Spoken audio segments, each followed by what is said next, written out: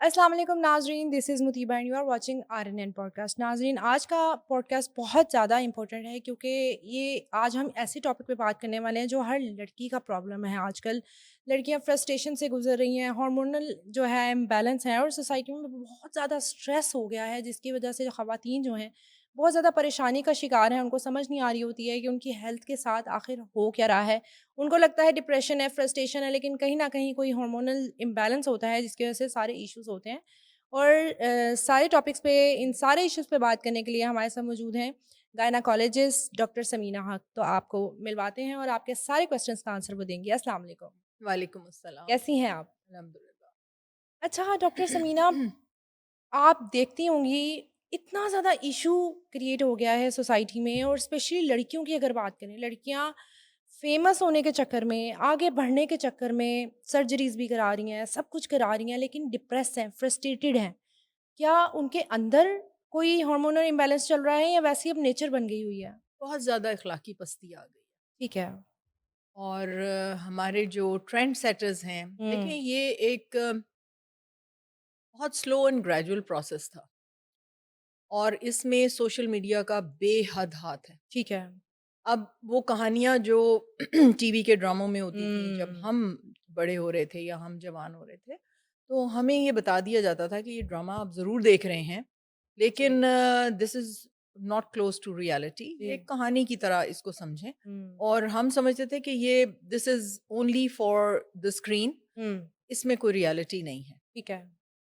आहिस्ता-आहिस्ता, आहिस्ता-आहिस्ता वो पेनिट्रेट करना शुरू हो गया। जैसे हम अगर कोई ड्रामा देख रहे होते थे और हम देखते थे कि कॉलेज से एक हुँ। लड़की एक लड़के के साथ कैंटीन में गई है या होटल गई है या चाय पी रहे हैं, तो हम समझते थे कि this is not real, exactly. ये हमारा दीन इजाज़त नहीं देता, ऐसे नहीं होता, ये सिर्फ़ ड्रामे की हद तक है। हुँ। आहिस्ता-आहिस्ता ओवर द इयर्स वो इतना कॉमन सोशल जी, मीडिया पे हो गया कि बच्चियाँ ये समझने लग पड़ी कि ये तो एक नॉर्मल सी बात है। जी। फिर उसके बाद कैटवॉक्स शुरू हो गई। हुँ। एक माँ जो अपनी बच्ची को साथ लेके गई है कैटवॉक देखने, अब वो बच्ची क्या कहेगी कि मेरी माँ ने तो इसको स्टैम्प किया है ना, ये एंडोर्स सही किया है। चीज़ है।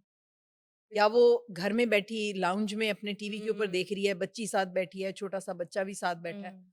और वो यही समझेंगे कि दीज़ आर द नॉर्म्स, इसमें हुँ। कोई हर्ज नहीं है। मतलब जो ये माएँ हमारी हैं वो माँ देख रही नॉर्मलाइज़ है। कर रही हैं चीज़ों को। सॉरी? मैंने कहा हमारी माएँ सोसाइटी की जो हैं वो नॉर्मलाइज़ कर रही हैं अपनी बेटियों के साथ ये सामने चीज़ें। उनको एंडोर्स कर रही हैं हुँ। कि ये सही है, जी। ठीक है? उनको ये नहीं बता रही कि ये गलत है। हुँ।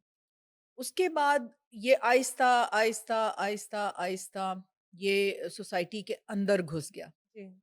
और अब लड़कियां जो हैं वो जो टीवी की स्क्रीन पे देखती हैं ना, जी। वो उनके लिए वो औरतें वो मॉडल हैं, ठीक है, रोल मॉडल हैं। रोल मॉडल बन गए ना। तो जो टॉप पे वो देखती हैं उस तरह का बनने की कोशिश करती बिल्कुल। हैं।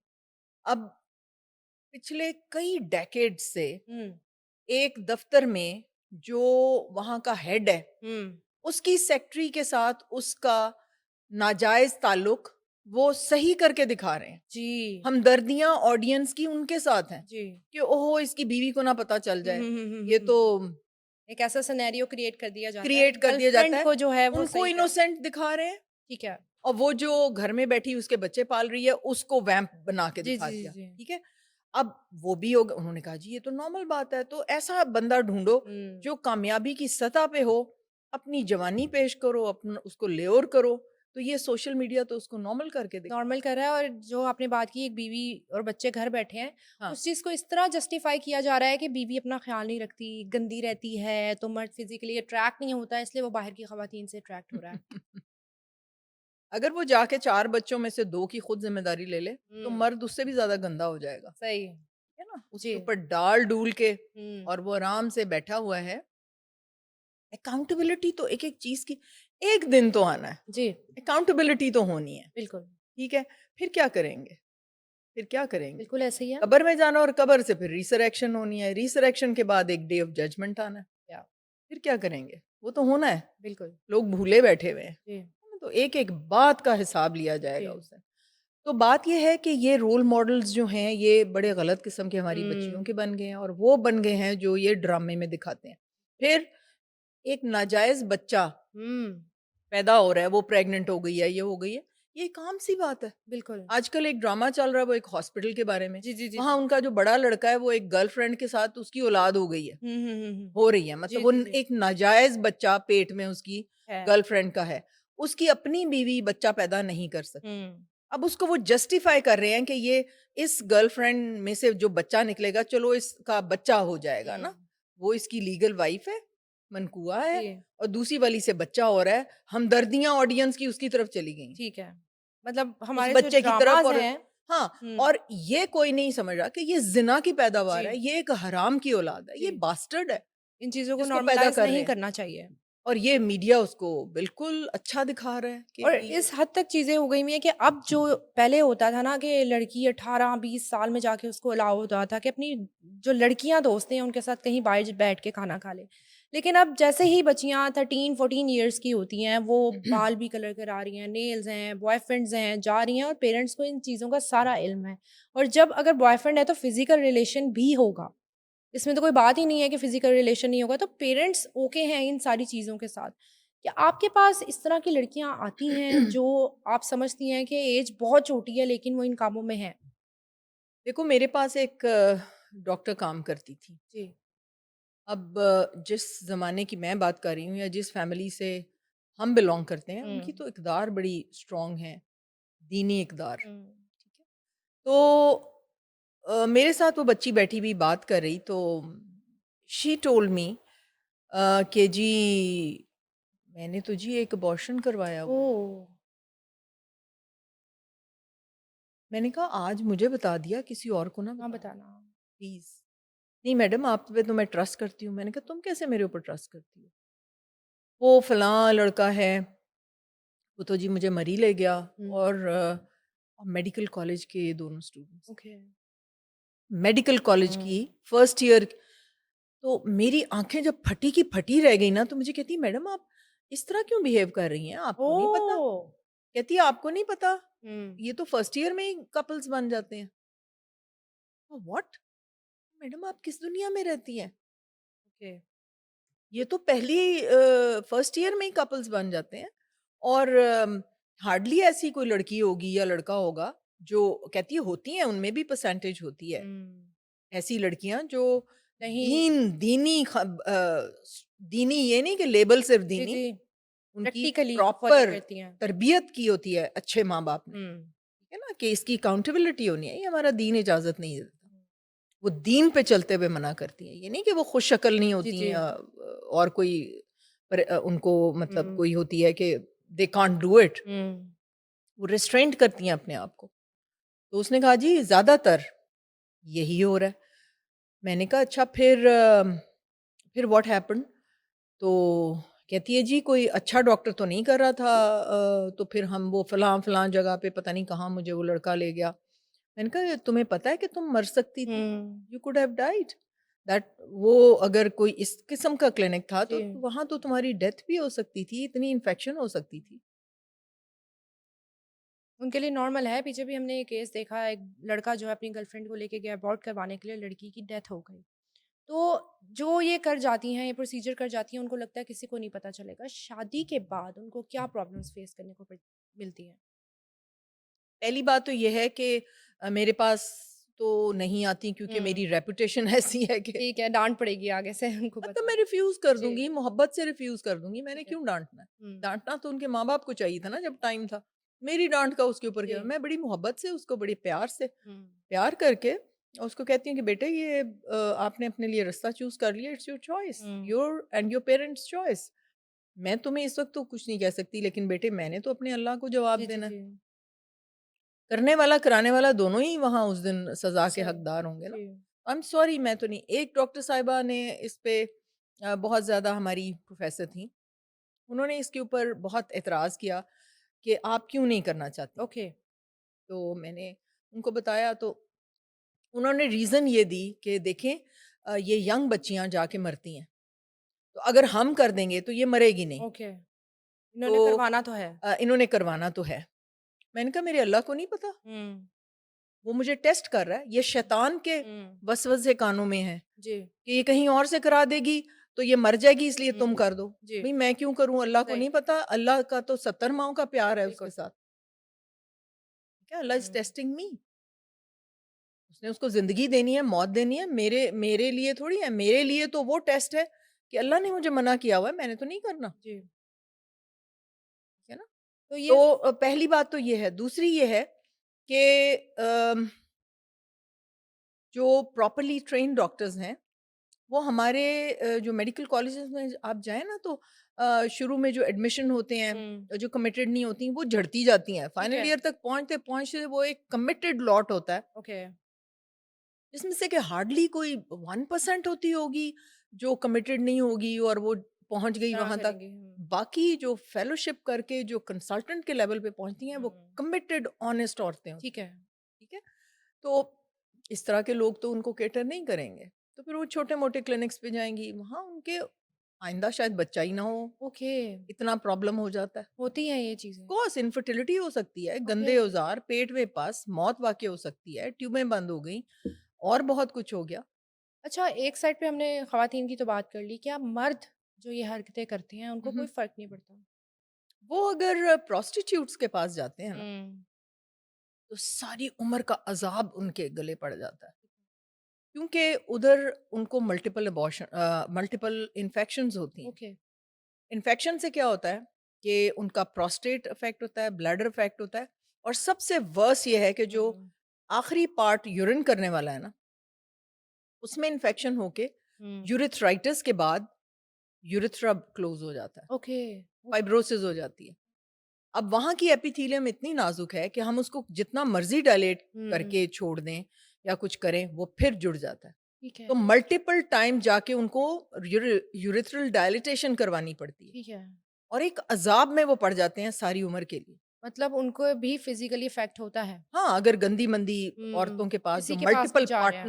पार्टनर्स हैं जिस औरत के, हुँ, उसके पास जाने से उनको इन्फेक्शन हो सकती है और अगर और ये लाइफ़ ये थ्रेटनिंग शख्स होता है। जो है ये मल्टीपल पार्टनर्स के पास जा रहा है हुँ, और फिर एक वो नई नवेली दुल्हन लेके आता है, जी, वो बेचारी तो इसके अताब का निशाना बन गई ना। वो बिल्कुल, जितनी इन्फेक्शंस उसने अपने अंदर वो उसके अंदर जर्म्स पड़े होते हैं जी, और वो डिलीवर करता है फिर अपनी नई नवेली और दुल्हन को उसको भी हो जाता और है। उसको पेल्विक इन्फेक्शन करके उसको बांझ कर सकता है। अच्छा! हाँ, अच्छा, आपने बात की मल्टीपल पार्टनर्स की। अगर एक शख़्स ऐसे पार्टनर के पास जा रहा है जिसके आगे मल्टीपल पार्टनर्स हैं, क्या उसको भी उससे तो बहुत इन्फेक्शन होगा? शदीद इन्फेक्शन हो सकती ठीक है। है, मेल को हो सकता है फिज़िकली कोई ना हो, लेकिन उसके अंदर वो जर्म्स घुस के आहिस्ता, वहाँ आहिस्ता, स्टे आहिस्ता, करते आहिस्ता, हैं, ओके, वहाँ पड़े होते हैं। ठीक है। और वो फिर डिलीवर होते हैं उसकी वाइफ़ में बॉस और फिर उसको इन्फेक्शन होता है और आप औरत कह को रही हैं बार-बार मल्टीपल जब इन्फेक्शंस हो रही होती हैं, हाँ, तो हम उनका इंटरव्यू करते हैं कि बताओ भई क्या? तुम्हारे हस्बैंड के मल्टीपल तो वो अक्सर हमें कहती हैं जी फ़ोन तो बहुत आते हैं, उसको हर वक़्त हुँ। चिपका रहता है फ़ोन पे। अच्छा, जो लड़कियाँ ये सारी चीज़ें कर रही होती हैं, हुँ, उनको हुँ। बस यही होता है कि पता नहीं चलना चाहिए, आगे शादी हो तो पता नहीं चलना चाहिए। तो आपने एड्स भी देखी होंगी वजाइनल टाइटनिंग की। हुँ। आजकल इस चीज़ को बहुत नॉर्मलाइज़ किया जा रहा है, मतलब शाउट आउट्स दिए जा रहे हैं कि वहाँ जाएँ, वहाँ जाके आप ये वाली सर्जरी जो है वो करवाएँ। ये किस हद तक जो है सर्जरी काम करती है और क्या ये खतरनाक है या बिल्कुल सेफ़ है? देखो जब मैं I am trained in all these things जी, ठीक है? ऑफ़ कोर्स यू आर हाँ। तो मैं तो अगर वो मल्टीपल डिलीवरीज़ के बाद जी। वो बेचारी उसके पेल्विक ऑर्गन्स जो हैं वो हुँ, थोड़े से लूज़ हो गए हैं या और प्रॉब्लम्स हैं, तो मुझे तो जब तक श्योर नहीं है कि ये हस्बैंड वाइफ़ मेरे पास आएँ, ठीक है। आई रिफ्यूज़ और जब मुझे यकीन होता है कि ये हस्बैंड वाइफ़ है या मुझे शुरू से दिखा रही है उसके हुँ, या मुझे कोई शक की गुंजाइश नहीं ठीक रहती, है। तो of course I do the surgery और वो सर्जरी और सही वो है? बेनिफिशियल होती है ऑफ़ कोर्स। लेकिन जो लड़कियाँ शादी से पहले करवा रही हैं, आती तो होंगी आपके पास? मैं उनसे कहती हूँ मैं तुम्हारे झूठ में शामिल नहीं हो सकती, ठीक है। सॉरी। मतलब ये इश्यूज़ जो हैं वो हैं हमारी सोसाइटी में और यंग एज में हैं। जब लड़कियाँ एज से पहले सेक्सुअली एक्टिव हो जाती हैं, हुँ, हुँ। तो उनको क्या साइड इफ़ेक्ट क्या आगे जाके जब 1 बच्चा हो गया, 2 बच्चे हो गए, तो क्या बॉडी में इश्यूज़ आते हैं? मतलब शादी जल्दी हो गई? एज से पहले आजकल जैसे मल्टीपल पार्टनर्स हुँ, का ट्रेंड है, हुँ, तो वो 14-15 साल में हुँ, स्कूल एज में ही जो है वो अगर एक्टिव हो गई है सेक्सुअली, हुँ, हुँ। तो उसके आगे जाके लाइफ़ में क्या साइड इफ़ेक्ट्स होते हैं लड़की को? साइड इफ़ेक्ट्स अगर तो अगर तो उसका साफ-सुथरा पार्टनर है तो फिर हुँ, उसको क्या साइड इफ़ेक्ट्स होंगे? ठीक है। अपार्ट फ्रॉम दिस कि उसका हाइमन रप्चर हो जाएगा। इसके और अलावा क्या साइड इफ़ेक्ट्स होने हैं उसको? प्रेगनेंसी साइड इफ़ेक्ट है। सही, अगर वो इतने प्रेगनेंसी अकलमंद हैं साइड दोनों में ठीक है। तो अगर वो दोनों इतने अकलमंद हैं कि वो प्रिकॉशंस ले रहे हुँ, हैं, हुँ। तो फिर तो साइड इफ़ेक्ट ये वाला साइड इफ़ेक्ट तो नहीं होगा। अच्छा, शादी हो गई, हुँ, बच्चे हो गए, लेकिन मियाँ-बीवी कहते हैं हम खुश नहीं हैं एक-दूसरे के साथ। हुँ, जो शौहर है वो बाहर नई गर्लफ्रेंड ढूँढ रहा है या बीवी ढूँढ रहा है। बेड पे वो रिलेशन नहीं है उनका, हुँ। इंटीमेसी का रिलेशन नहीं है। बीवी कह रही है मेरा दिल नहीं कर रहा, I don't want to do it with him क्योंकि मैं बहुत इश्यूज़ हैं, हमारी लड़ाइयाँ होती हैं। तो ये जो इमोशनली अटैचमेंट है कितनी ज़रूरी है फिज़िकल अटैचमेंट के लिए? इमोशनल अटैचमेंट जो है, हुँ। वो ऐसे थोड़ी शुरू हो जाती है। जी। आपकी लुक्स हैं, हुँ, आप एक एक बहुत बुरी शक्ल का आदमी है, लेकिन वो हुँ। आपका इतना ख़्याल रखता है, आपकी मोहब्बत के जज़्बात तो वैसे ही उसके लिए भड़क उठेंगे। सही। इतना ख़्याल रखता है मेरा। और अगर आपको इसके बावजूद कि वो इतना ख़्याल आपका रखता है और आपको उसकी शक्ल नहीं पसंद हुँ, और आप स्विच ऑन नहीं होती, तो छोड़ दें उसको। ठीक है। नबी अकरम मोहम्मद सल्लल्लाहु अलैहि वसल्लम, रिसालत माब, उनके जी। पास एक औरत आई कि मुझे डिवोर्स लेनी है। उन्होंने कहा कि कोई वैलिड रीज़न है? मैंने कहा मुझे इसकी शक्ल अच्छी नहीं लगी। हुँ, हमारे प्यारे नबी ने उसी वक़्त ऑर्डर किया कि इसी लम्हे इनकी डिवोर्स करवा दें। ठीक है। उन्होंने नहीं पूछा और क्या इश्यूज़ और क्या हैं? इश्यूज़ हैं, ठीक है, तो ये एक ठीक है? मेन चीज़ हो सकती तो या तो उसको शक्ल दिखाए बगैर उससे निकाह करवाया होगा, हुँ, हुँ, हुँ। जैसे कि अक्सर घरों में होता है। अगर आपने देख-भाल के, शक्ल देख के, हर चीज़ देख के, तो आपका वो ख़्याल नहीं देखें अगर हस्बैंड जो है, हस्बैंड एक ऊँची पोज़ीशन मनसब पे है जी। ना, मनसब है कंट्रोलर, हुँ। मतलब वो उसके ऊपर बैठा है, वो प्रोवाइडर है। जी, जी। प्रोवाइड करता है, मोहब्बत करता है, उसकी प्रोटेक्शन करता है, प्रोटेक्टर है, प्रोवाइडर है, उसकी मुसीबतों में उसका साथ दे रहा है, सब कुछ है। फिर उसको अल्लाह सुब्हानहू तआला ने राइट्स दिए हैं कुछ। ठीक है। उसके बाद उस पे खर्च करता है, उसकी हुँ, सेफ्टी का ख़्याल रखता है, उसकी इमोशंस का ख़्याल रखता है, उसकी फ़िज़िकल डिसेबिलिटी का हुँ। ख़्याल रखता है, उसकी बीमारी में उसका साथ दे रहा है, उसके माँ-बाप की उसी तरह इज़्ज़त करता है जैसे अपने माँ-बाप की करवाना जी, चाहता जी, है। जी, जी। इक्वल राइट्स देने के बाद अगर वो प्रोवाइडर है और हुँ, प्रोटेक्टर है और सब कुछ है, तो फिर उसको वो एक दर्जा अल्लाह सुब्हानहू तआला ने दिया हुआ है। ठीक है। अगर वो गालियाँ बकता है, हुँ, उसको फ़िज़िकल बीटिंग करता है, उसको हुँ। पैसे भी नहीं देता या उसकी कमाई भी उठा के ले जी। जाता है और बीवी उस घर को लुक आफ्टर कर रही है, फ़ाइनेंशियली, इमोशनली, फ़िज़िकली सब कुछ करता कर रही हाँ। है, वो मनसब बीवी की तरफ शिफ्ट हो जाता है। ओके, ठीक है। उसका मनसब ख़त्म। ये अल्लाह ने ये नहीं दिया हुआ कि जी, तुम वही है। उधर ही बैठे हो ये सारी हाँ जी। बकवासियात के बाद। मर्द नो, है तो बस फिर उसकी इज़्ज़त है। नो ठीक ये है। एक सबसे बड़ी मिसअंडरस्टैंडिंग है इस हुँ, माशरे में। नो, हुँ। दे अर्न वो अर्न करते हैं ये मनसब। जी। जस्ट बिकॉज़ के उनके अंदर यूट्रस नहीं है और हुँ, टेस्टिकल्स लगे हुए हैं और इधर यूट्रस है, ये वजह नहीं है मनसब देने की। ठीक है। मनसब लेना है, तो उसके लिए आपको हिम्मत और मर्द बनना खर्च पड़ेगा। करना पड़ेगा। मर्द बनना खर्च पड़ेगा, क्या करना बात है। पड़ेगा और येस एफर्ट करनी पड़ेगी हुँ, ना। ये आपको और फिर अगर कोई औरत है, उसकी इतनी अकाउंटेबिलिटी नहीं होनी। हुँ, हुँ। ये जो मनसब लेके एन्जॉय करते हैं ना, ये जी, जी, मनसब जी, जी। एन्जॉयमेंट का नहीं है। आई एम ग्लैड कि मैं एक औरत हूँ, जी। क्योंकि मुझे मर्द नहीं बनाया, मेरे ऊपर तो अकाउंटेबिलिटी अल्लाह सुब्हान तआला के सामने तो मुझे अकाउंटेबल होना पड़ना था कि जी, मैंने उस औरत के साथ कैसा सलूक किया, वो तुम्हारे अंडर दी थी मैंने, तुमने क्या किया उसके साथ सलूक? ठीक है। इन मर्दों की क़यामत वाले दिन जो अकाउंटेबिलिटी होनी है ना, आप उस दिन हम एन्जॉय करेंगे, बिल्कुल देखेंगे। ऐसे ही हैं। यस, फ़िरौन बने हुए हैं जो ये यस। औरतों पे ज़ुल्म करते और हैं, मैं तशद्दुद ये करते हैं। दीन के जो ठेकेदार हैं, हुँ, जो इस मनसब पे हैं, जो मौलाना हैं, जो मुफ्ती हैं, जो इस मुल्क के दीन को लेके चल रहे हैं, ये उनकी ड्यूटी है इस कॉन्सेप्ट को क्लियर करना माशरे से, जो वो नहीं कर रहे, ये बहुत उनकी बड़ी बात ड्यूटी की है। आपने, बिल्कुल या ऐसे ही है, यू आर राइट। वो सबसे पहले अकाउंटेबल होंगे क़यामत वाले दिन। हुँ, जो ये बेराहरवी है, जो ज़िना का परसेंटेज ऐसे स्पाइक कर रहा है, सबसे पहले मुझे अब एग्ज़ैक्टली तो नहीं पता कि वो किस दौर की बात है, लेकिन एक शख़्स बहुत दीनदार था, एक बस्ती थी, और हर वक्त नमाजें 24 हुँ। घंटे और रोजे और फला, बड़ा नेक और अपने दे लेन देन सब उसके ठीक और ये और वो। तो जब उस बस्ती को तबाह करने का अल्लाह सुब्हान तआला ने सोचा तो उन्होंने कहा कि इस शख्स से शुरू करो। ओह! ओके। उन्होंने कहा कि ये तो आपका बहुत नाम लेता है सारे। जी, जी। कहते हैं लुक हियर, उसने इर्द गिर्द नहीं देखा बस्ती के क्या हालात हैं, हुँ। तो अपनी नमाजों में ज़िम्मेदारी। लगा हुआ है। ठीक है, इधर उधर तो देखे, पहला काम है उसका इनकी इस्लाह करना। जी। और जो ठेकेदार हैं जिन पे लेबल लगा हुआ है कि वो लेके चलते जी, जी, हैं जी, दीन सोसाइटी को के, बिल्कुल। सोसाइटी को लेके चलना है, अगर उनकी मौजूदगी में हुँ। सोसाइटी इतनी पस्ती में जा रही है तो उनका क्या ख्याल है? क़यामत वाले दिन उनको अल्लाह सुब्हान तआला ने पूछना कुछ नहीं। जी, are they ready for that? ठीक है। तो इन चीज़ों को जो है मद्देनज़र रखना चाहिए और आपने बड़ी बात की कि मर्द होना ही सिर्फ़ सब कुछ नहीं होता है, अपनी ज़िम्मेदारियाँ निभाना भी बड़ी बात होती है, जो आजकल मर्दों में नहीं है। वो आजकल ट्रेंड भी चल रहा है ना कि ख़वातीन मर्द बन गई हैं और मर्द जो हैं वो ख़वातीन बन गए हैं। वो कहते हैं हमारा ख़्याल रखा जाए फ़ाइनेंशियली और हर तरह से। तो ये एक सोसाइटी में बहुत बड़ा चेंज आ रहा है जिसको सही करने की ज़रूरत है। अच्छा, बेबी की बात करें, शादी होती है तो फैमिली प्रेशर आ जाता है कि जी बच्चा पैदा होना चाहिए, बच्चा पैदा होना चाहिए।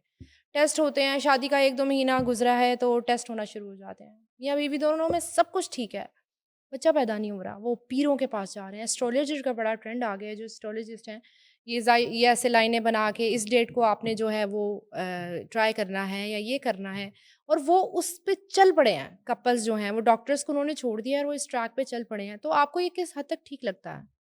देखो, पहले तो मैं छोटी-सी थोड़ा-सा जी। टाइम लूँगी कि जी, जी। टेस्ट शादी के बाद नहीं, शादी से पहले होने चाहिए। ठीक है। अगर एक बच्ची का यूट्रस बहुत छोटा है और वो हुँ। बच्चा पैदा ही नहीं कर सकती, तो ये पहले पता होना चाहिए शादी से। उसकी शादी एक ऐसे शख़्स से करें जिसकी बीवी फ़ौत हो गई है, 4 बच्चे घर में हैं, ठीक है। सँभाले नहीं जा रहे, उस बच्ची को बच्चे मिल जाएँगे, हुँ। उसको उनको माँ मिल जाएगी और इसको बीवी मिल जाएगी, ठीक है? ठीक है। एक लड़का जिसके स्पर्म्स ही नहीं है, हुँ।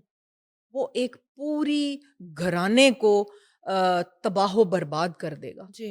यानी वो लड़की और उसका घराना दबाव। खत्म। हमारे मुल्क में एक बच्ची एक रात के लिए भी रुखसती होके चली जी, जाए जी, ना, जी, जी। फिर बस वो कहते हैं जी ये तो अब काबिल नहीं रही जी। शादी के।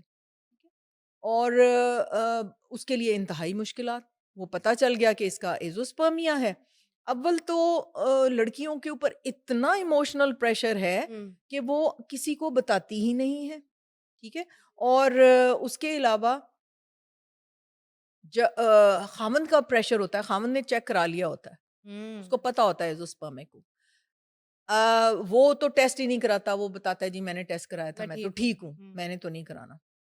और अगर उसको नहीं पता था और वो बीवी के साथ ही जाके करा रहा है और बीवी को भी पता चल गया कि एज़ोस्पर्मिक है, फिर उसको कहता है कि जिस दिन किसी को पता चला तलाकनामा तुम्हारे ओके। हाथ में दे दूँगा।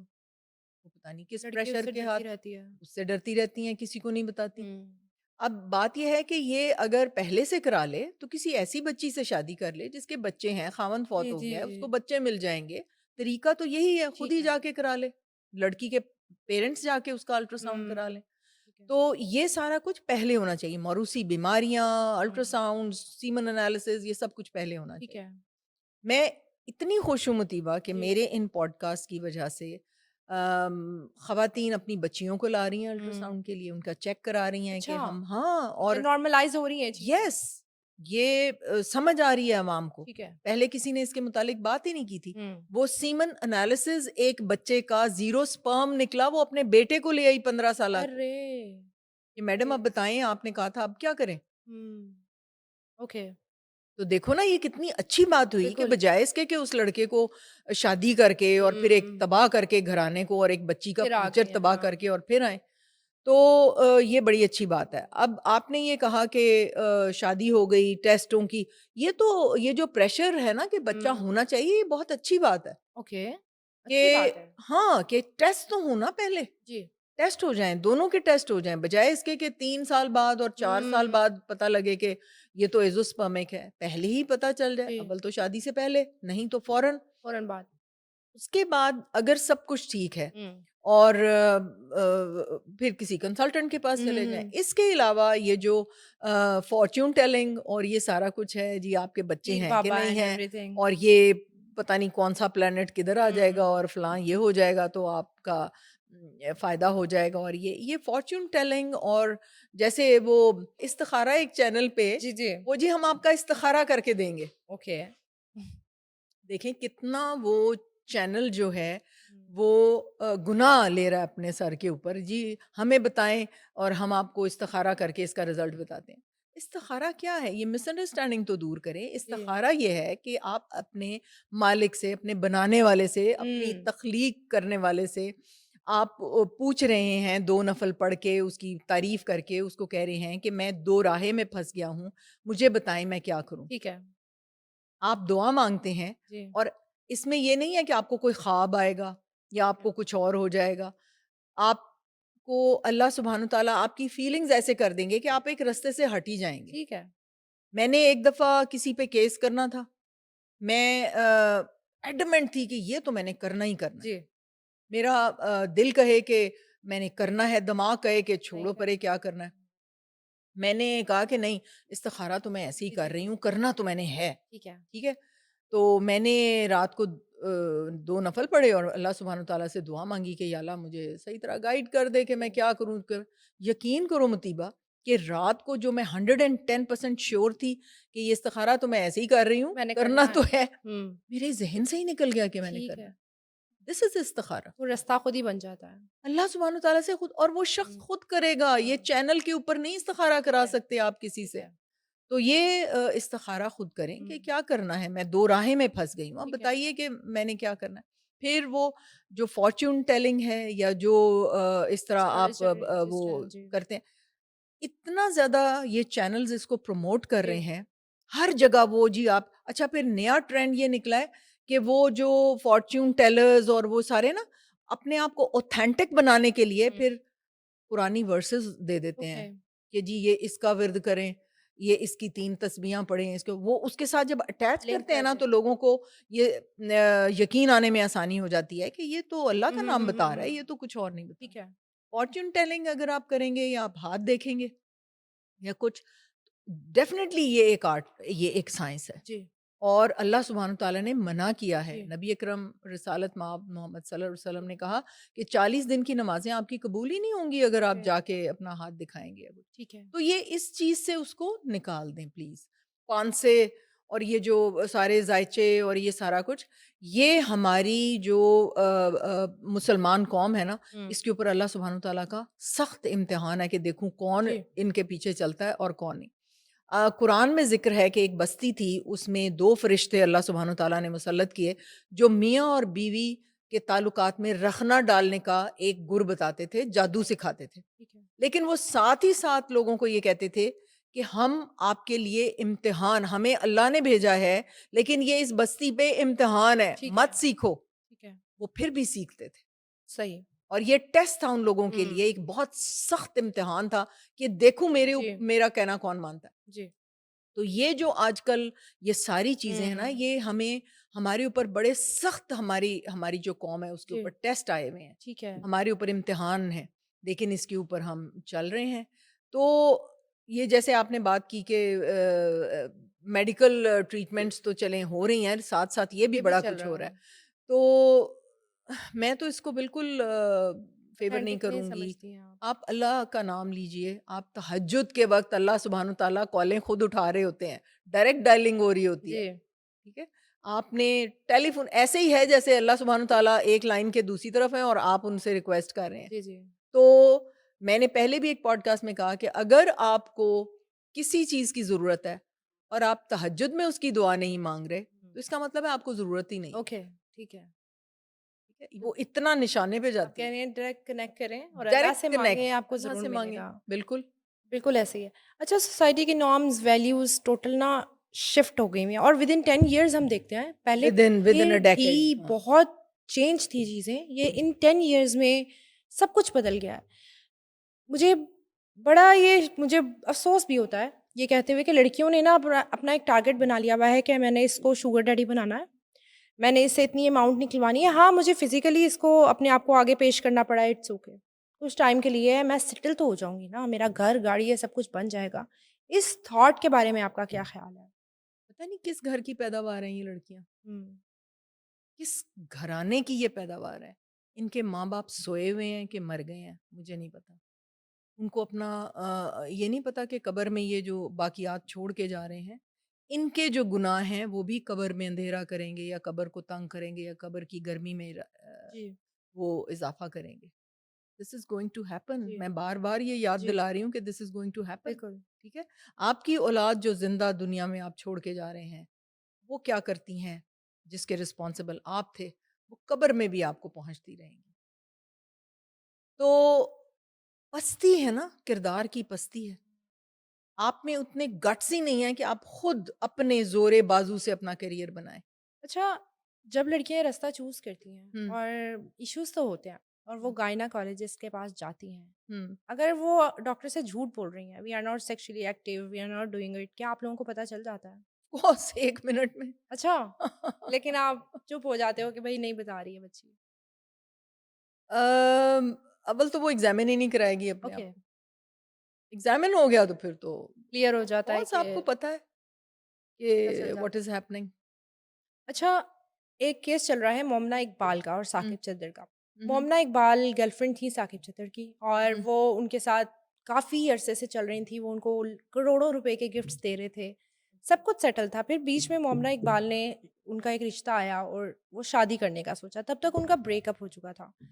अब जो साकिब चद्दर हैं उन्होंने उनको किया ब्लैकमेल कि हुँ, भई तुम मेरे साथ ही तुम शादी नहीं कर सकती। अब यहाँ पे साकिब चद्दर की वाइफ़ भी हैं। जो कहीं न कहीं उनको सपोर्ट कर रही हैं कि अच्छा चलो ठीक है। अब वहाँ मोमिना ने शादी करनी थी और एक उन्होंने एफआईआर करवाई कि मुझे ब्लैकमेल कर रहे हैं, उनकी शादी हो गई। अब ये सारे सिनेरियो में साकिब चद्दर ने उनका क्लेम है कि करोड़ों रुपए लगाए हुँ, और मोमना इकबाल उनके साथ वर्ल्ड टूर्स पे भी गईं। हुँ। इस केस को आप कैसे देखती हैं? ये बहुत हाइप क्रिएट की हुई है इस केस ने सोशल मीडिया पे। अच्छा मुझे ये नहीं पता था मुझे अभी आपने डिटेल्स बताई जी। हैं। आपने ये नहीं बताया था कि उनकी वाइफ़ भी थी, वो जी, जी। पहले भी मैरिड थे। जी, जी। तो बात ये है कि in the first instance mister Saqib Chaddar जो हैं वो हुँ। ज़िना कर रहे हैं। जी। बड़ी सख्त सज़ा है इसकी, ठीक है? दुनियावी तौर पे भी और हुँ। इसकी तो संसार करने की सज़ा है ना कि आप खड़ा करके तो मोहल्ले वालों को कहे कि इतने पत्थर मारो कि ये हुँ। मर ही जाए। हुँ। इन दोनों की सज़ा तो ये है एंड ही इज़ दीन में एमपीए एंड मोमना इकबाल इज़ और एक्ट्रेस। दीन में तो यही सज़ा है कि जी, संसार कर दो दोनों ठीक को, है। ठीक है? अब अगर वो अब किरदार की पस्ती है ना कि हम उनको उनको डिस्कस कर रहे हैं, जी, वो जी। तो डिस्कशन के काबिल भी नहीं है, ओके। ठीक है? लेकिन अगर किसी मजबूरी के तहत या व्हाटएवर अब आप वो कर ही रहे हैं वो, तो पहले तो कंडेम करना है कि तुम्हारी बीवी है, बच्चे हैं, तो तुम मत ये करो जो अल्लाह हुँ। सुब्हानहू तआला ने तुम्हारे क्रिएटर ने मना किया हुआ है। तो जो लड़की के पॉइंट ऑफ व्यू से अगर उसने बहुत सारा पैसा ऐंठ के हुँ। और अपनी रिक्वायरमेंट्स पूरी करके और अब वो वहाँ से जान छुड़ाना चाहती हुँ। है, तो ये तो बहुत ही लो करैक्टर की औरतें ऐसे करती। जी, सही। दे सेल देयर बॉडी हुँ। Selling your body for money. For monetary gains. हुँ। इससे किरदार की पस्ती और क्या होगी? इन द एंड मुझे जाते-जाते ये बताएँ कि हज़ारों केसेज़ देखती हैं आप। मैंने हुँ, आपको देखा है आप फुल ऑन बिज़ी हैं। फैसलाबाद, इधर, उधर, वहाँ भी क्लिनिक्स माशाल्लाह, यहाँ भी क्लिनिक और आप एक ऑथेंटिक डॉक्टर हैं। आपके पास सॉल्यूशंस हैं चीज़ों के। आजकल लड़कियों को जो स्पेशली इश्यूज़ आ रहे हैं, यूट्रस के इश्यूज़ हैं, हार्मोनल इश्यूज़ हैं, ये सारी चीज़ें कहाँ से स्टार्ट होती हैं और किन पॉइंट्स का उनको ख़्याल रखना चाहिए ताकि आगे जाके उनको कोई सीरियस बीमारी ना हो जाए? सीरियस बीमारियाँ तो बहुत आ रही हैं इस जी। जनरेशन को। एंडोमेट्रियोसिस, हुँ। Adenomyosis, fibroids, adenomyomas leading to cancer. अभी 24 साला लड़की का सिज़ेरियन हुआ ओके। किसी और क्लिनिक पे और वो मेरे पास आई कि मेरी मुझे ब्लीडिंग नहीं बंद हो रही। मैंने हुँ। अल्ट्रासाउंड किया तो there was a growth in the uterus. Okay. There was something in the uterus हुँ। और उसकी बच्चे को डिलीवर हुए मेरा ख़्याल है कि शायद 2 महीने हुए थे। हुँ। मैंने कहा कि ये शायद प्लेसेंटा का कोई टुकड़ा रह गया है या कोई मैस था। तो जब मैं निकाल रही थी तो मुझे थोड़ा-सा प्लेसेंटा नहीं वो लग रहा था। ठीक लेकिन है। मैंने कहा शायद इतना देर से पड़ा हुआ ये शायद इस तरह का हो डीजनरेट हो गया। गया है और इस तरह का हो गया है। मेरे तो ज़हन में भी नहीं कोई और बात आई, 24 साला बच्ची। तो मैंने उसको क्या किया कि क्लीन कर दिया। मैंने कहा कि ठीक है, ये तुम्हारा मैंने कर दिया है रिमूव, जी। तो होपफुली तुम्हें कोई प्रॉब्लम नहीं होगा। 2 हफ्ते के बाद दोबारा आई, वो मैस दोबारा बन गया हुआ ओके। था और शी वाज़ ब्लीडिंग। फिर मैंने उसका टिश्यू के लिए टेस्ट के लिए भेजा और वो कार्सिनोमा था, कैंसर था। तो वो कैंसर जो है वो इनिशियली और मैं हैरान हूँ कि उसके साथ वो प्रेग्नेंट भी हो गई, हुँ, बच्चा भी डिलीवर हो गया। यूट्रस कैंसर था उसको। यूट्राइन कैंसर, माउथ का, जिसकी वैक्सीन पिछले दिनों बच्चियों को लगी है। HPV I think. Yes, yes. Carcinoma और इसके हुँ। ऊपर इतना ह्यू एंड क्राई था जी, कि जी ये तो इतना अनकॉमन है जी। और इसके ऊपर गवर्नमेंट इतना पैसा खर्च कर रही है, हुँ। तो किसी और चीज़ के ऊपर इतना पैसा लगा दें। जिनको होता है, जी, उनसे उनसे पूछें पूछिए। जाके कि कितना तकलीफ दे है। जी, और ये प्रिवेंटेबल है, ओके। ये प्रिवेंटेबल है कि अगर आप एचपीवी वैक्सीन अगर उसको लग गई होती, तो हुँ, ये ना होता उसको। ठीक है। ये यंग बच्चियों का कैंसर है। तो बात ये है कि ये जो अब आर्टिफिशियल वर्ल्ड है, जैसे कि सर्केडियन रिदम डिस्टर्ब हो गई है, रातों को जाग रहे हैं, दिन को सो रहे ठीक हैं। है। अगर आपकी सुबह-सुबह फजर के वक़्त आँखों के अंदर वो रोशनी नहीं पड़ती सूरज की, तो आपके सारे हार्मोन्स डिसरप्ट हो जाते हैं। ओके। मेलाटोनिन हार्मोन सिक्रीट होना हुँ, ज़रूरी है, वो सब हार्मोन्स को कंट्रोल करता है। सर्केडियन रिदम, हर ऑर्गन हमारी बॉडी का जो है, उसके ऊपर एक क्लॉक फिक्स है। ओके, कुछ हिस्सा कुछ दिन का और रात का वो खामोश रहते हैं, फिर एकदम एक्टिव होते हैं। ओके, जैसे लिवर रात को 2:30 बजे बहुत एक्टिव हुआ होता है, क्योंकि उसने पूरी दिन के जो गलत-मलत आपने मुँह के अंदर से डाली हैं चीज़ें, उसने डिटॉक्सिफाई ओके, करनी है। ठीक है। अब अगर रात को 2 बजे आप पिज़्ज़ा मँगवा के हुँ, फिर हुँ, डाल रहे हैं हुँ। अंदर, वो डिटॉक्सिफिकेशन का काम तो रह जाएगा, वो तो डाइजेशन में लग जाएगा जी, जी, बेचारा। जी, जी। तो फिर इस तरह वो डिटॉक्स ही नहीं होता लिवर। वो डिटॉक्स ही नहीं होता और हाँ, आपके इतने प्रॉब्लम शुरू हो दैट्स जाते व्हाई हैं। फैटी लिवर हो रहा है। सब कुछ हुँ, गड़बड़ हो गया ना, ठीक है, फिर आपके कुछ ऑर्गन्स रेस्ट कर रहे हैं, कुछ ऑर्गन एक्टिव हो गए हैं ठीक रात है। को। आप अगर उनको और कामों पे लगा देंगे, तो ये आपने एक तो सर्केडियन रिदम, फिर हर चीज़ जो है वो हार्मोन डिसरप्टर है। हुँ, आपकी पूरी बॉडी हार्मोन्स पे चलती है, न्यूरोट्रांसमिटर्स पे चलती है। आपने इतने हार्मोन डिसरप्टर्स डाल जी। रहे हैं, जिनमें मेकअप, जिनमें रोल ऑन्स, परफ्यूम्स, ये जो लिपस्टिक्स क्या है, हैं, लिपस्टिक्स हैं, स्प्रेज़ हैं। हुँ, सारा कुछ है, फेस वॉश, बॉडी वॉश, हुँ। लेकिन ये जो आपके सैनिटाइज़र्स जी, हैं, जी, जी, जी। जो कोविड के बाद इतने कॉमन हुए हैं, आपने जो मास्क पॉलिएस्टर का लगाया हुआ है, उसमें जो पॉलिएस्टर के ओके, फाइबर्स जा रहे हैं, ये सब के सब आपको कैंसर भी कर सकते हैं, आपको इनफर्टाइल भी कर सकते ओके, हैं, अंडों की क्वालिटी खराब हो सकती है, हाइपर ईस्ट्रोजेनिज़्म होने के बाद एडिनोमायोसिस, एंडोमेट्रियोसिस, एडिनोमायोमास, फाइब्रॉइड्स, सब चीज़ें जो हैं वो, और आप यकीन करें 12 साल बच्ची 12 साल की बच्ची मेरे पास आई, इतना बड़ा यूट्रस, ओह! इतना सा होता है 12 साल की बच्ची, हुँ, इतना बड़ा यूट्रस। तो और आजकल एडिनोमायोसिस एक डिज़ीज़ है, जी, जिसमें कोई ट्यूमर नहीं होता, लेकिन यूट्रस बढ़ जाता है। पूरा का पूरा बड़ा हो जाता है। आप यकीन करें, एक तूफ़ान आया हुआ है, हर औरत को एडिनोमायोसिस हो रहा है। मेरे क्लिनिक पे अगर इनफर्टाइल कपल्स आ रहे हैं ना, फ़र्ज़ करें 50 लोग आए हैं, हुँ, तो 50 में से कम से कम 25 को एडिनोमायोसिस, ओके, हाफ़-हाफ़। ठीक है, वो उसका लेवल ज़रा कम और ज़्यादा होगा, माइल्ड, मॉडरेट, सीवियर, लेकिन है, एलिमेंट है उसके अंदर। ठीक है। अपना लाइफ़स्टाइल चेंज करने की तो ज़रूरत है। लाइफ़स्टाइल, रात को सोएँ, दिन को जागें, तहज्जुद के वक़्त आप उठ के जी, उठें, तहज्जुद पढ़ें, अपनी दुआएँ माँगें, फ़जर पढ़ के आप बाहर निकलें। बाहर हुँ, जो लंग्स हैं, जी, वो सुबह फ़जर के बाद एक्टिव होते हैं, ठीक बहुत है। ज़्यादा। आप बाहर निकल के तो अब उनमें ताज़ा हवा भरें, हुँ, लंबे-लंबे साँस लें, और आपकी जो बड़ी आँत है, हुँ, ये फ़जर के बाद जो आप नाश्ते का टाइम है, उस वक़्त एक्टिव हो जाती है। ठीक है। सो आपको स्टूल मॉर्निंग में, आपका क्लॉक है फिक्स बड़ी आंत का सुबह के हुँ, वक़्त, और आप रात को सारी रात खाना खा रहे हैं, दिन ओके, को सो रहे हैं, तो वो बेचारी सारा कुछ कॉन्स्टिपेशन डिस्टर्ब हो होगी, गया। या ठीक है। बार-बार डायरिया होगा, गट के इतने प्रॉब्लम्स हैं। हुँ, कॉन्स्टिपेशन इतनी है लोगों को हमारे मुल्क में, जिसका कोई हिसाब नहीं, हालाँकि फाइबर इतना हम खाते हैं। खाते हैं, बिल्कुल। तो अगर आपने अपनी सर्केडियन रिदम ही खराब कर स्लीप ली हुई है, साइकिल इश्यू है बेसिकली। सब कुछ गड़बड़ हो गया। Thank you so much thank for you, your time. बहुत इन्फॉर्मेशन दी आपने और आई होप लोगों को जो है हेल्प आउट हुआ होगा। Thank you very much. Thank you so much नाज़रीन फॉर वॉचिंग। आई होप आज का पॉडकास्ट आपके लिए बहुत ज़्यादा इन्फॉर्मेटिव होगा, क्योंकि मैंने कोशिश की है कि जितने क्वेश्चंस आपने मुझे कहे थे मैं वो सारे पूछूं और उन्होंने बड़ी क्लियरली जवाब दिया है। लेकिन इन सब चीज़ों में एक चीज़ जो बहुत इंपॉर्टेंट है वो ये है कि आप अपना स्लीप साइकिल ठीक करें, आपके आदि बीमारियां जो हैं वो ख़त्म हो जाएंगी। तो इस चीज़ पे ज़रूर नज़रसानी कीजिएगा और अपना स्लीप साइकिल ठीक करने की कोशिश करें। इसी के साथ मुझे दीजिए इजाज़त। अल्लाह हाफ़िज़।